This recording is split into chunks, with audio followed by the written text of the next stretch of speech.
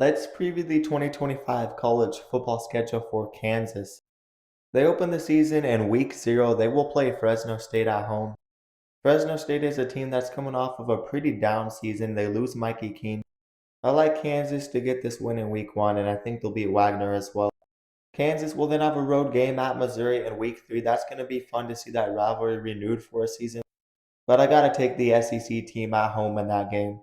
Kansas does not return a lot of starters on offense. It's really only Jalen Daniels back at quarterback. They have a lot to replace, and they're not very talented.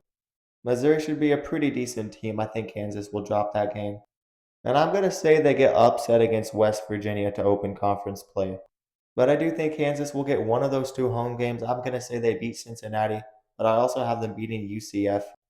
UCF is having a complete roster turnover. They were pretty bad last season. I don't have great expectations for them.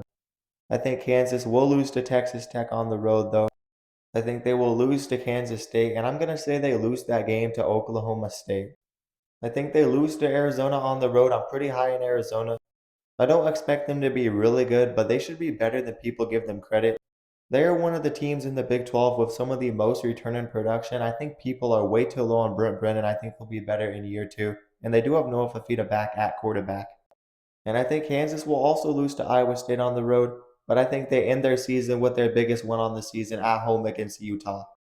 So I have Kansas at 5-7 would be a pretty disappointing season, but I don't trust Lance Leipold as much. He's had good seasons in the past, but he might just be overrated. This is a Kansas team that just does not have great talent, and they have to replace a lot. So to be honest, I'm expecting a pretty mid-season. I have them at 5-7. You guys leave your prediction down in the comments below, and don't forget to follow.